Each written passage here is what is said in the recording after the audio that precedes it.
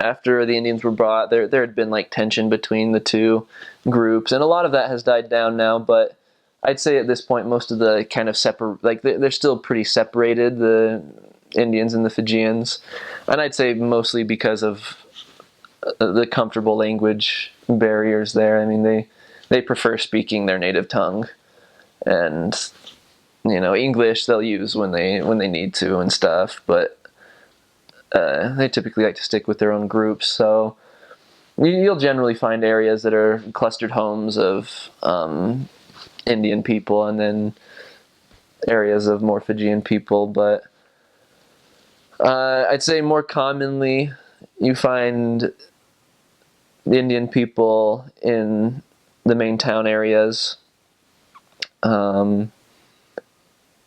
and amongst or around more farming areas, like larger, more commercial type farm areas like the sugar cane or those kinds of things. A lot of the Indian people, since they were initially brought to be farmers, a lot of them have stuck with that within their families.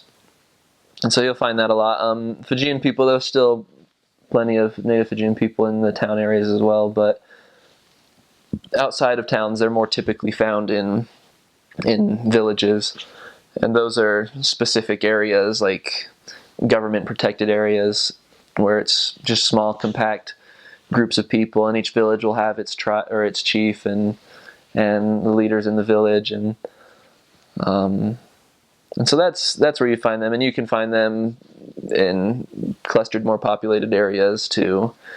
As far out in the bush and the jungle as you can get, you'll find little villages of people, and so that's mostly how that works, I believe.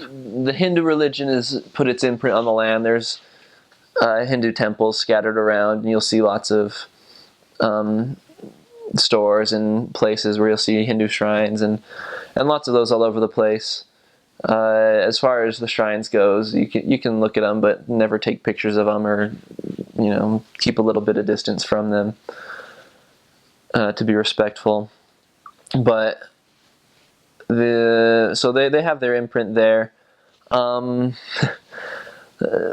They like colorful, bright colors, I guess, when it comes to houses. Typically, a lot of houses are painted like a bright pink color, or bright green, or bright blue, and colors that, I mean, here in America would just be like kind of a little strange maybe. In the villages, like the Fijian villages, they're more just like wood homes with tin or corrugated metal walls and roofs and stuff. So, I mean, the biggest indicator for whether you're going to an Indian or a Fijian home would be whether or not there's a shrine out in front, or I'd say more commonly the brighter colors are associated with the Indian people. And the ones that are very strong Hindu, they'll commonly have a little pink triangle flag flying above their house. I don't exactly know what it means or represents, but it's some sort of Hindu religious thing. As far as within the church itself, sometimes there can be a little bit of a stress between the Indian and Fijian people. Again, mostly because of the language thing. They have English wards and Fijian wards, but as far as I know, there's no Hindi wards that speak Hindi only. And so the Indian members will all go to the English ward, and there's still, it would generally be about mixed, I'd say half or so, Indian and Fijians in the English ward. But sometimes the Fijians will still want to speak in Fijian, and so you kind of like, the Indians are a little left out there, not really understanding a lot of what's said, or so that can be a little bit of a conflict sometimes.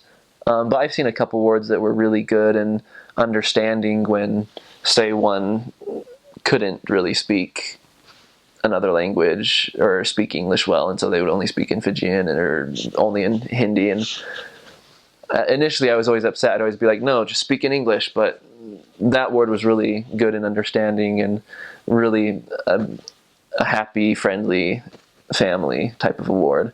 But there were some other wards that they would get, some members would get a little frustrated with that. Some other things that were kind of tricky is if you're in an area that only had a Fijian branch or unit, but there was still a large Indian population there. And because leaders would only speak Fijian and most of the members were Fijian, they would only speak Fijian, and that kind of made the Indian members go less active or kind of stop coming just because they could never understand it.